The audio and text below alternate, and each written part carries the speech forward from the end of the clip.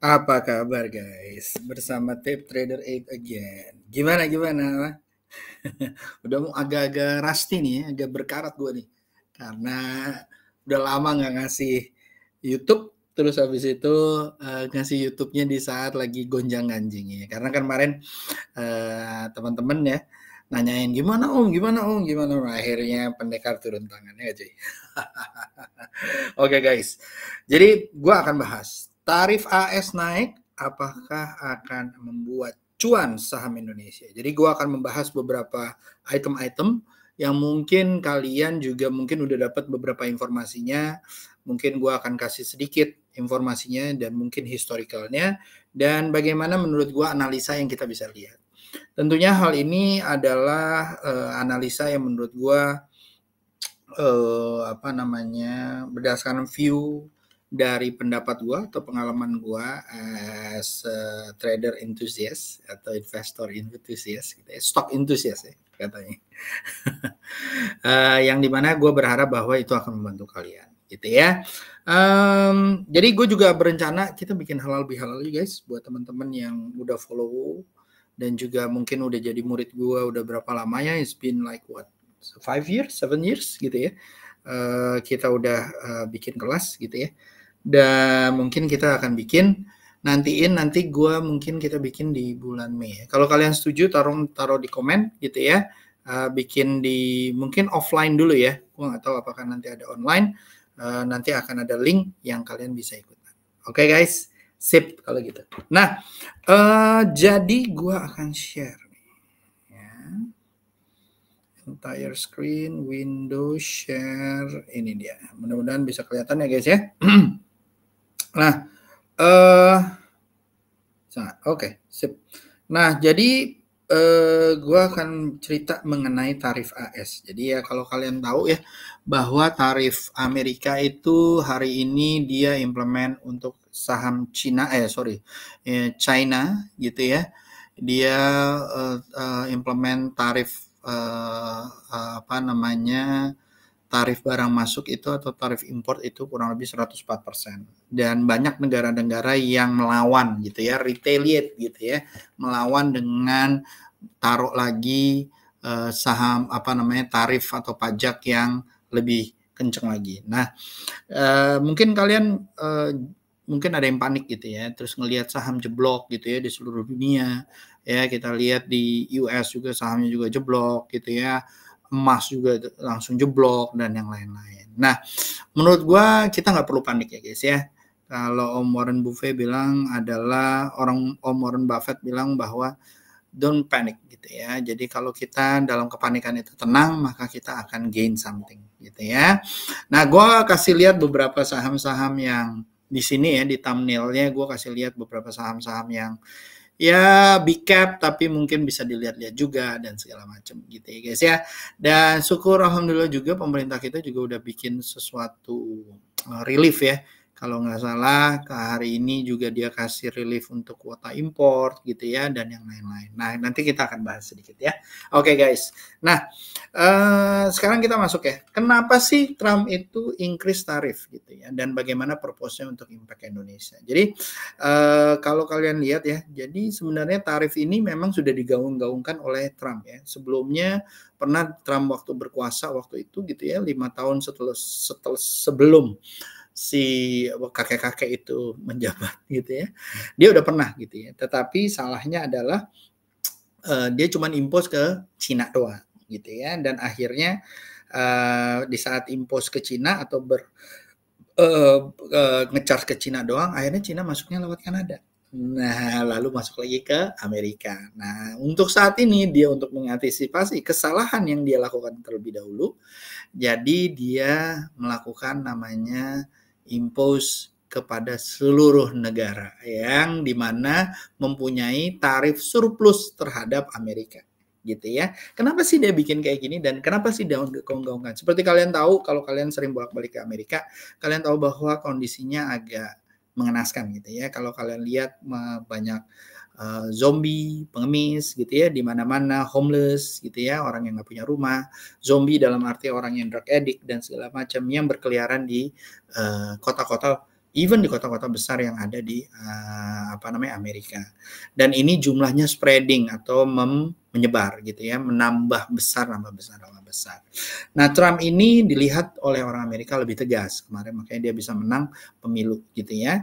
Dan dia berharap adalah seperti jargonnya adalah make America great again gitu ya, membuat Amerika baik lagi. Nah, jadi salah satu propose-nya adalah dia ingin memprotek US industry gitu ya. Jadi manufacturer Amerika tuh sejak tahun Perang Dunia Kedua tuh memang turun terus gitu ya. Baik itu gara-gara memang kalah bersaing ataupun memang wages-nya atau gaji-gajian di sana, UMR atau UMP-nya itu memang lebih tinggi dan facility-nya memang banyak diberikan kepada employee tersebut. Jadi dia pengen protect gitu ya, karena banyak hujan barang-barang Cina juga gitu ya. Lalu juga mau kasih pressure juga ke Cina juga, karena dia memang saat ini merupakan bagian yang pertama dari ekspor ya, kalau nggak salah dari 580 triliun dan segala macam gitu ya. Nah, dan juga dia ingin berharap bahwa dia dapat political gain, jadi dia berusaha mendapatkan Trump berhasil membuat Amerika great again gitu ya guys ya. Lalu dia juga mau increase local job, karena tentu yang tadi seperti saya bilang banyak banget pengangguran ya guys. Nah, dari sini ternyata karena dia impose ke seluruh negara atau seluruh global yang ada di dunia, yang ada negara yang ada di dunia ini, akhirnya efek ke world ya. Udah banyak dari JP Morgan, dari negara-negara yang lain udah bilang bahwa ini akan masuk ke arah Great Depression nanti, atau Great Depression ya, seperti yang dilakukan. Nah, Great Depression ini adalah di mana hampir seluruh negara di dunia ini mengalami namanya resesi atau pertumbuhan di bawah minus ya, minus gitu ya. Nah, jadi dari sini apa sih efeknya ke dunia gitu ya? Nah, efeknya adalah dia akan terjadi namanya trade wars. Jadi seperti yang kamu lihat bahwa Cina juga setelah dikasih tarif yang lebih tinggi untuk barang-barang yang import dari Cina, dia kasih juga bahwa barang-barang Amerika yang masuk ke Cina, gua akan kasih juga tarif juga gitu ya. Dan ini juga tadi barusan kalau nggak salah gue dengar adalah Cina mau menge-ban seluruh film-film yang ada dari Amerika. Di Eropa juga seperti itu, dia melakukan ban tarif ya terhadap Amerika juga. Jadi akhirnya terjadi trade wars. Nah, dari trade wars ini apa yang terjadi? Rantai pasok atau supply chain juga akan terganggu. Kenapa? Karena tadinya harga barang-barang, material, spare part, ataupun raw material itu menjadi harganya jadi lebih mahal. Akhirnya seluruh produksi baik pabrikan yang ada di Amerika ataupun di negara lain mengadjust produktivitas mereka atau produksi mereka. Nah, karena di-adjust, akhirnya yang punya komoditi seperti Indonesia, seperti barang-barang komoditi yang lainnya gitu ya, akhirnya mereview juga. Karena akan ada namanya systemic effect ataupun efek domino effect gitu ya guys ya. Nah, global juga akan jadi uncertainty, banyak yang sudah mereview pertumbuhan GDP-nya gitu ya. Singapura kalau nggak salah tadi PM Singapura bilang bahwa dia tadinya 1-3% most likely akan turun gitu ya. Indonesia juga kemungkinan akan seperti itu walaupun belum ada declaration yang dikasih oleh pemerintah gitu ya. Dan juga ada currency fluctuation. Jadi kalian juga tahu bahwa saat ini Indonesia rupiahnya itu udah hampir 17.000 gitu ya. Nah, atau sudah 17.000 kalau mungkin di website-website itu. Nah, hal ini memang akan terkena terhadap emerging market atau negara-negara berkembang gitu ya. Walaupun kita dibilang negara maju, negara berkembang, tapi kita akan ada efeknya. Karena impor kita mungkin lebih besar dibandingkan ekspornya kita gitu ya.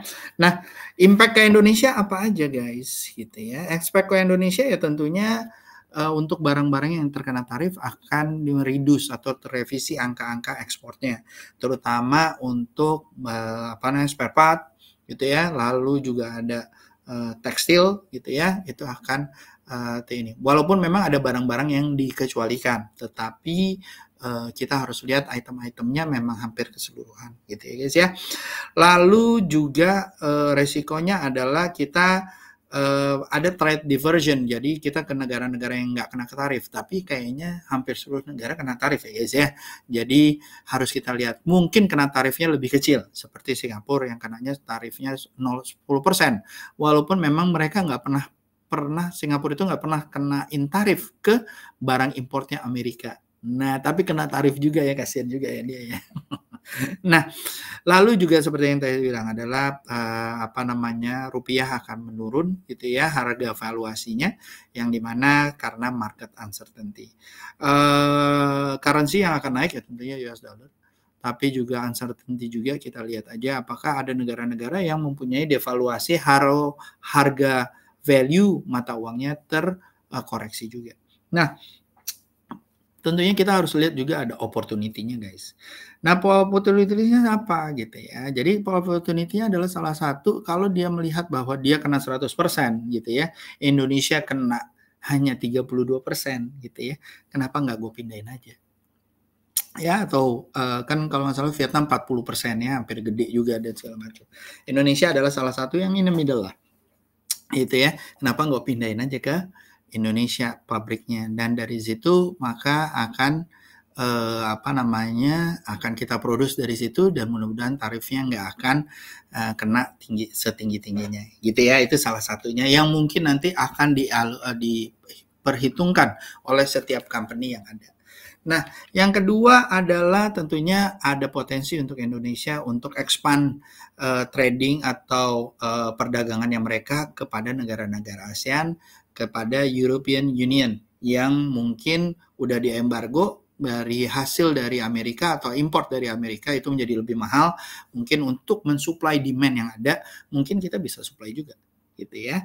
Nah, itu adalah salah satu yang mungkin bisa lihat. Jadi mungkin kalian bisa lihat tuh barang-barang import yang paling banyak dari Amerika ke Europe itu apa aja. Apakah memang ada substitusinya di Indonesia?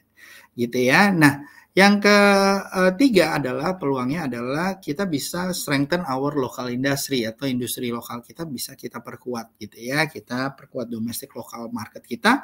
Tentunya ini kalau nggak salah kemarin pemerintah udah bikin ya, ada lumayan aktif gitu ya. Jadi dia mulai deregulasi dari beberapa peraturan yang mungkin akan stimulus industri kita gitu ya, baik itu di regulasi untuk impor, lalu juga ya inisiatif-inisiatif lainnya. Nah, kesimpulannya apa untuk Indonesia? Walaupun Indonesia itu bukan negara yang ditarget, bukan kayak Cina gitu ya, tapi perdagangan global akan berpindah. Dan kalau udah ada embargo ini nggak gampang itu balikinnya ya guys ya, karena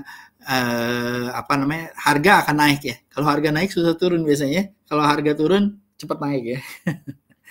Nah, jadi hal ini butuh strategic policy atau kebijakan dari pemerintah yang melihat atau berimpact kepada seluruh masyarakat gitu ya, dan perlunya adaptability. Jadi kita harus responsif, harus cepat beradaptasi atau agile terhadap kondisi yang berjalan sekarang. Dan kondisinya sangat ini ya, karena ada kemungkinan Trump itu membuka peluang negosiasi walaupun sekarang masih berkeras gitu ya, karena masih marah pada ngasih import balik atau tarif import balik. Nah, kita lihat aja guys, karena ini changes-nya sangat banyak gitu ya. Tetapi kita berharap tentunya positif untuk kehidupan di Indonesia dan juga di global atau di dunia. Nah, dari sini guys ya, ini sebenarnya udah pernah kejadian. Jadi ini yang ditakutkan oleh para ekonomis gitu ya. Jadi di tahun 1930 gitu ya, dulu itu sebelum ada tarifnya, stock marketnya udah crash duluan gitu ya. Sebenarnya udah crash duluan, sebenarnya udah stagnan duluan ya, karena Donald Trump kan juga udah pernah dulu gitu ya. Nah, di tahun 1930 tuh kena lah gitu ya, bahwa tarifnya itu mulai diberlakukan itu terhadap Eropa kalau nggak salah. Nah, jadi dia turun terus, jeblok terus karena growth-nya terus turun gitu ya. Ini hampir selama 3-4 tahun gitu ya guys ya. Lalu mulai naik lagi. Jadi impact-nya lumayan severe gitu ya guys ya. Kalau menurut saya untuk saat ini apakah akan severe seperti ini? Enggak, karena kehidupan informasi dan yang lain-lain kehidupan kita sekarang, informasi berjalan sangat cepat gitu ya guys ya. Kalau di sini dibilang bahwa recovery-nya sampai 9 tahun gitu ya. Kalau menurut saya recovery-nya mungkin 3 sampai 5 tahun gitu ya, karena udah pernah belajar dari COVID dan yang lain-lain. Tapi jangan salah guys, di Great Depression seperti ini ya, kita itu juga pernah akhirnya ada impact-nya gitu ya guys ya.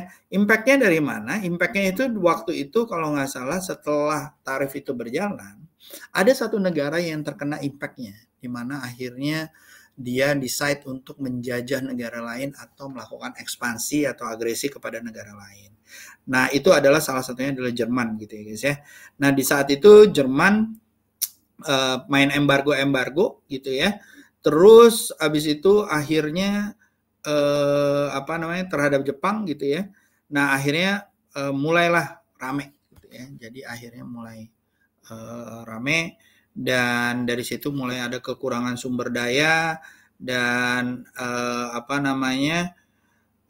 dari tarif-tarif itu akhirnya membuat perang tarif antara negara Amerika dan negara Eropa juga. Jadi termasuk tuh gitu ya. Nah, dari situ mulai ada proteksionisme gitu ya, paham proteksionisme di mana tarif itu menjadi sentimen di dunia ini gitu ya. Nah, dari situ akhirnya pengaruh kepada Jerman. Nah, Jerman mengalami kesusahan tuh sejak setelah Perang Dunia Pertama gitu ya. Dan dari situ mulailah ada sentimen-sentimen nasionalis. Terpilihlah pemimpin yang mempunyai nasionalis atau dianggap mempunyai nasionalis tinggi yang bisa membuat negara tersebut bangkit dari keterpurukan. Nah, dari situlah adalah merupakan salah satu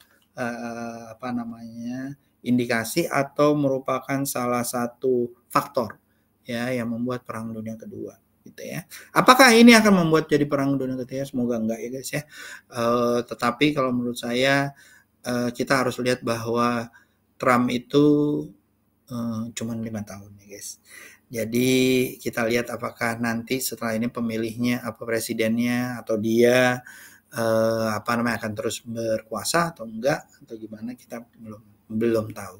Tapi intinya adalah we been there before. Walaupun kita bukan generasi yang melakukannya, tetapi kita bisa belajar dari historical seperti pada chart yang dimana kira-kira apa sih yang bisa kita lihat atau saham-saham apa atau stok-stok apa yang kira-kira bisa berjalan. Nah, apa aja sih guys? Gitu ya pertanyaannya ya. Dari sini gue akan bilang bahwa satu, komoditas apa sih yang waktu dulu pernah kita lakukan dan di mana di kemungkinan terjadi Great Depression atau resesi yang menahun gitu ya terhadap dunia gitu ya.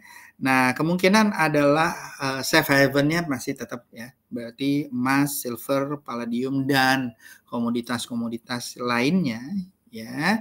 Maka akan menjadi salah satu safe haven gitu ya, salah satu tempat aman untuk taruh duit gitu ya.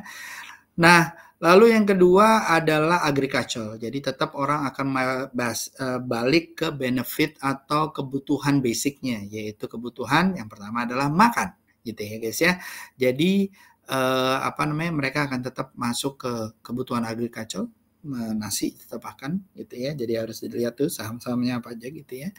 Lalu biasanya energi atau saham-saham energi atau komoditas energi itu akan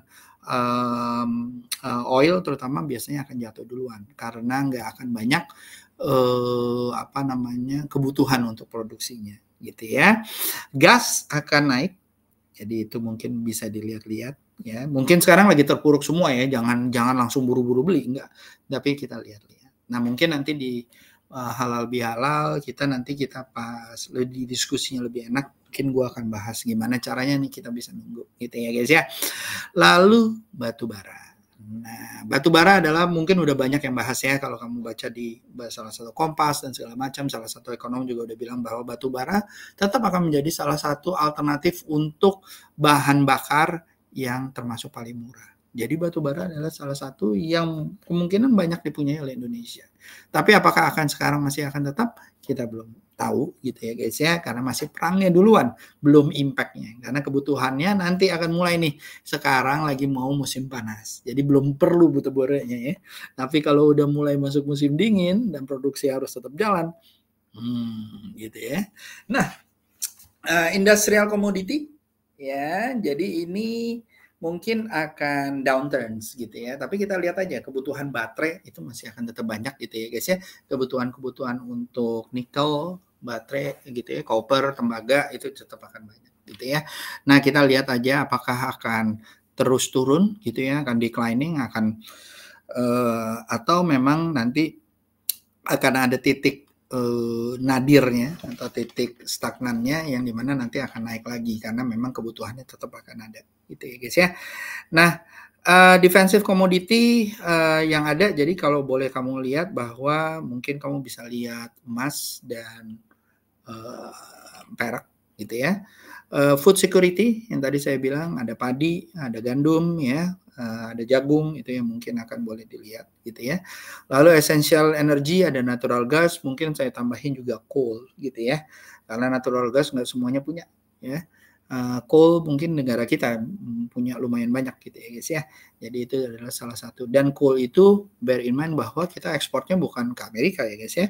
Ekspornya coal itu banyakkan ke Cina dan ke India. Nah, kalau Cina ekspornya ke Amerika akan turun gitu ya, apakah Cina akan divert ke ekspornya ke EU?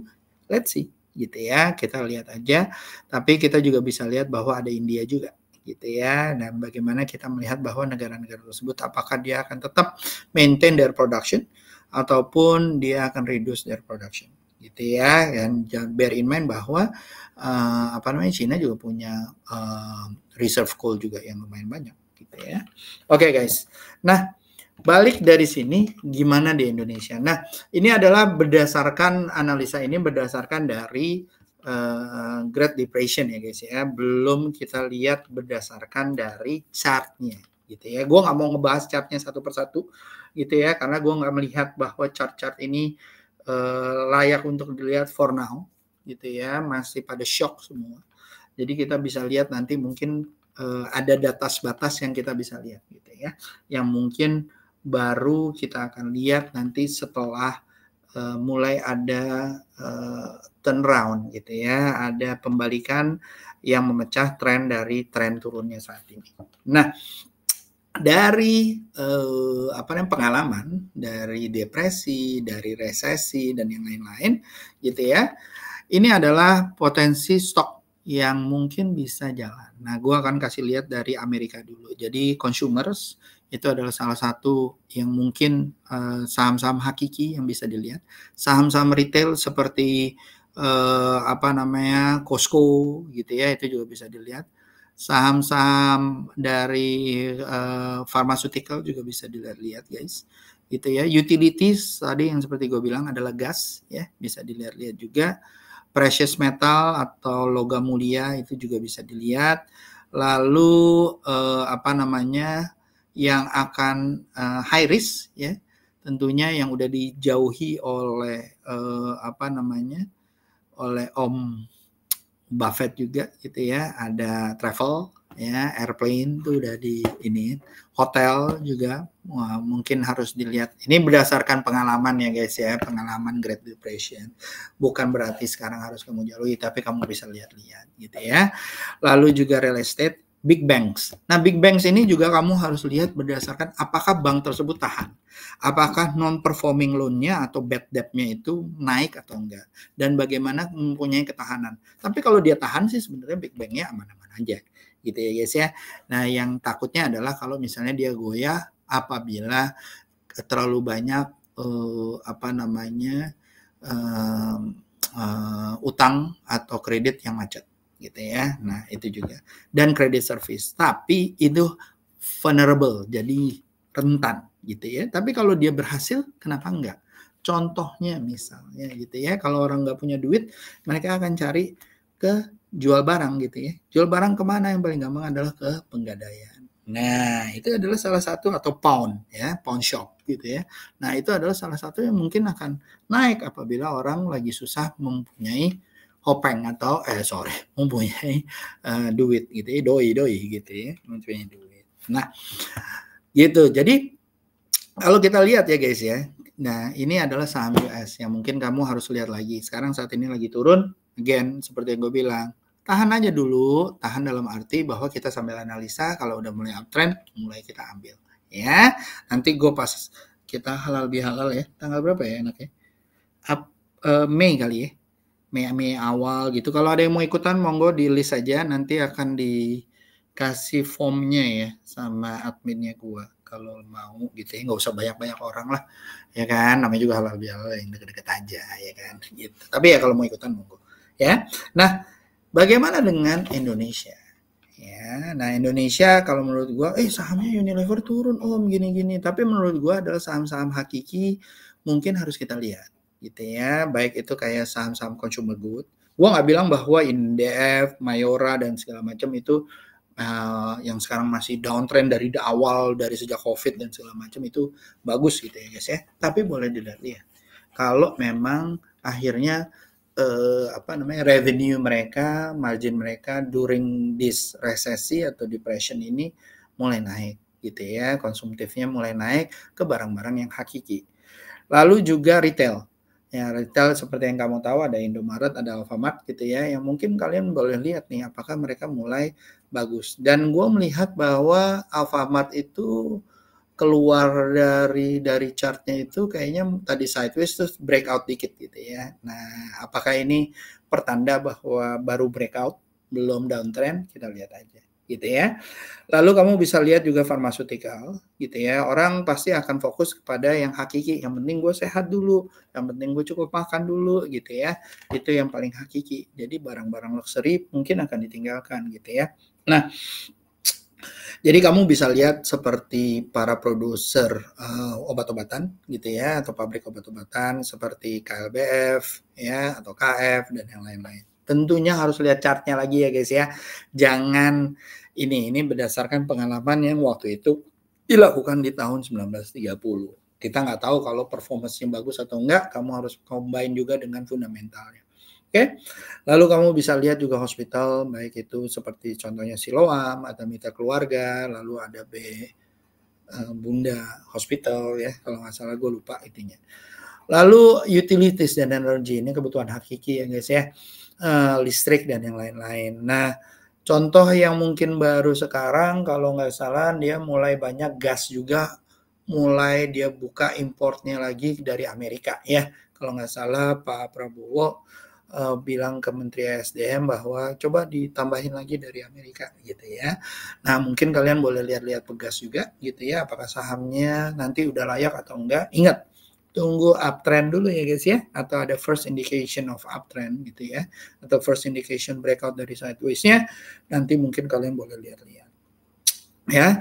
Nah yang keempat adalah consumer finance. Nah ini yang gue lihat bahwa seru juga karena component finance kita juga baru buka namanya atau pawn shop gitu ya, penggadaian itu baru buka namanya bank digital, bank emas digital gitu ya guys ya. Nah ini boleh dilihat-lihat gitu ya. Gue tadi ngeliat juga sekilas dari BRI Syariah gitu ya, yang mempunyai pawn shopnya dan yang lain-lain itu kayaknya masih lumayan gitu ya, walaupun memang terkena sentimen positif di saat dia buka gitu ya, bullion bank emas itu. Nah mungkin teman-teman boleh lihat-lihat di saat nanti udah mulai recovery gitu ya guys ya. Yang ketiga salah satu dari consumer finance juga adalah kebutuhan digital ya. Di zaman milenial ini udah tahu lah ya, kalian juga masih nonton YouTube juga, masih nonton TikTok juga dan yang lain-lain. Jadi kebutuhan kebutuhan digital itu sangat penting.